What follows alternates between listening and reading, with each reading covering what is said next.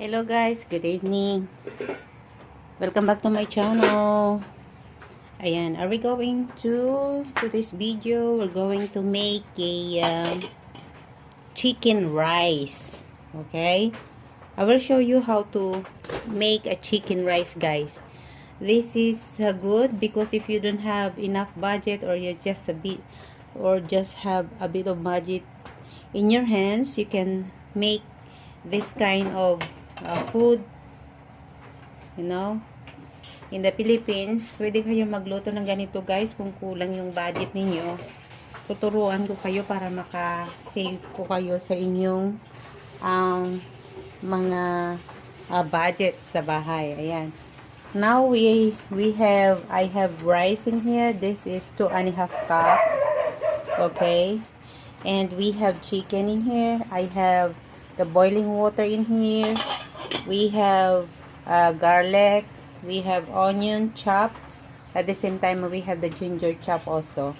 This onion is for my tortang talong, okay? The eggplant is I will grill first and then mix together with the egg, just like omelette, eggplant omelette, but separated that one. I will show you to do it another video for that one. So I will teach you how to do a chicken rice only today, okay? So we have the chicken rice, we have the rice, we have the chicken, we have the nor powder or nor cubes. This is nor cubes. We need that one, and then onion, garlic, and ginger. So now I will demonstrate to you actual demo, guys, how to make the chicken rice. Okay, so this is our rice. This is our rice, so I will put in here so that easy for me to pour the chicken later. Okay, so there you go. So let's start. First on, and then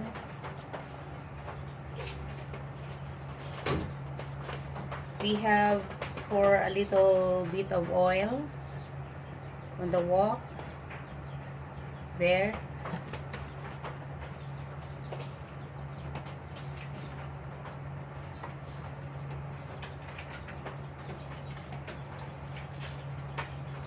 Okay guys, so a little hot now.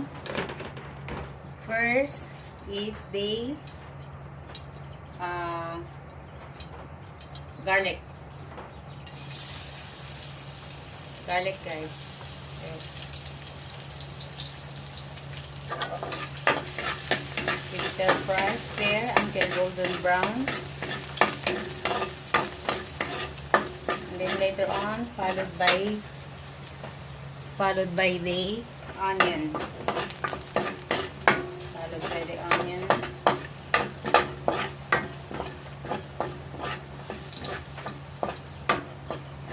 Followed by the onion, okay.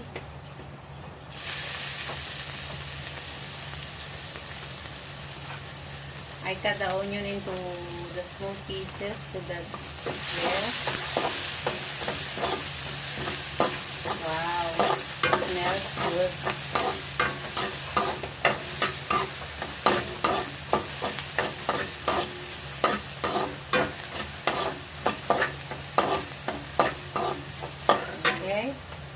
Next is the ginger.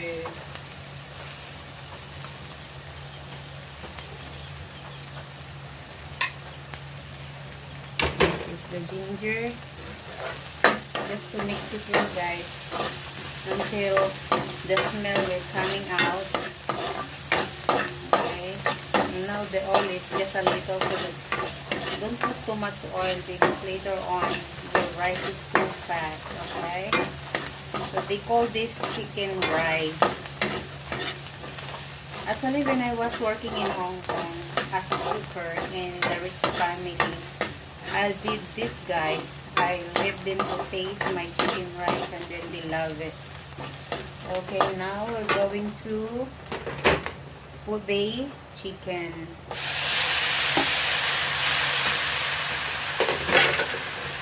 chicken there. Okay. Put a nor for the meat so that it will going to absorb into the meat. Next, we need the black ground pepper,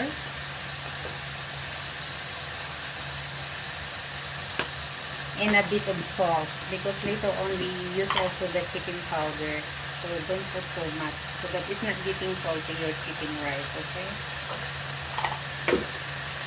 Okay.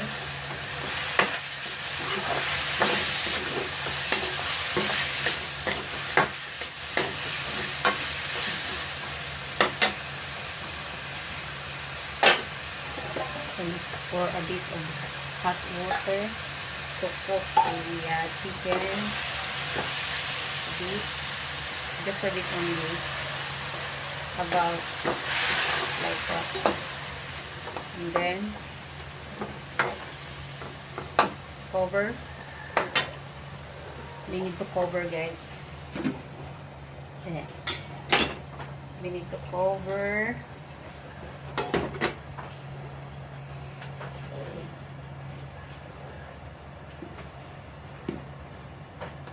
We need to cover, guys.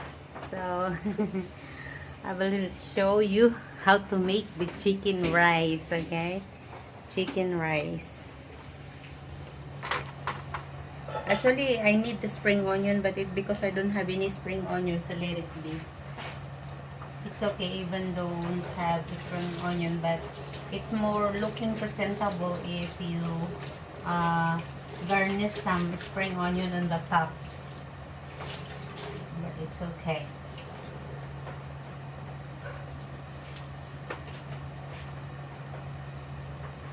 Okay now.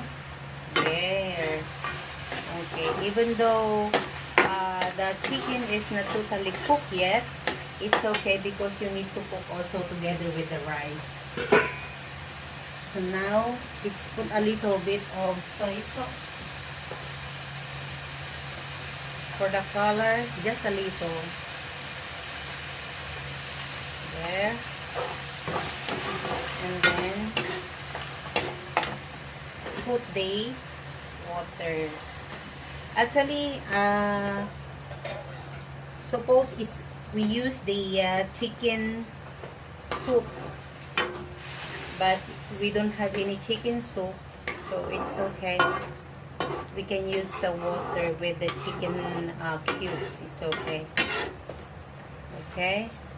So add more because we're going to pour that later in the chicken. There. So now we're going to add the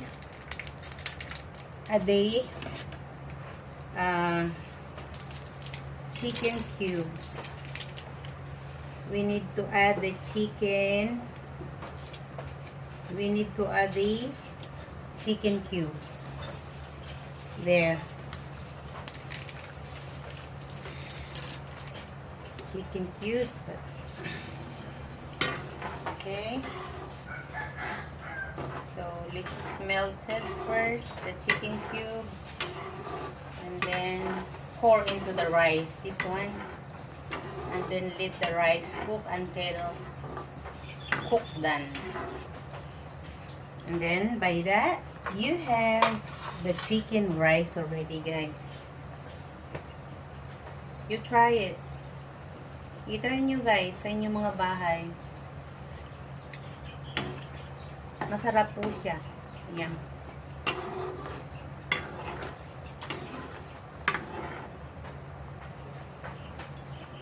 Yan siya.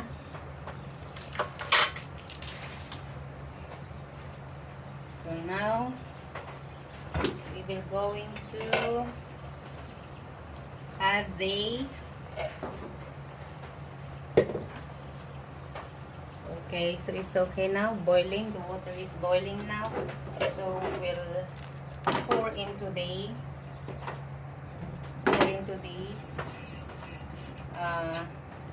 rice. We pour into the rice like this, like that.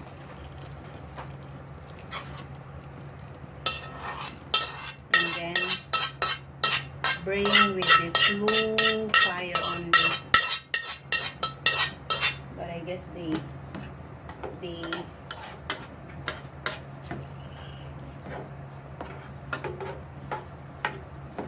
okay, our water is not enough, so we need to add more.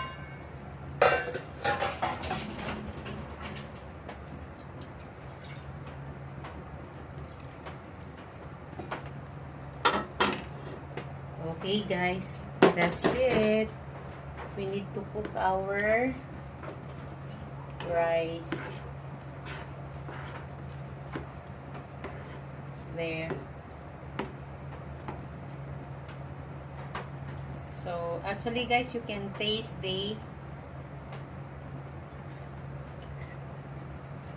soup is okay already. If not, and then you can add the taste more. So that one is, the taste is totally okay already. So all we need to do is just cook with the medium heat.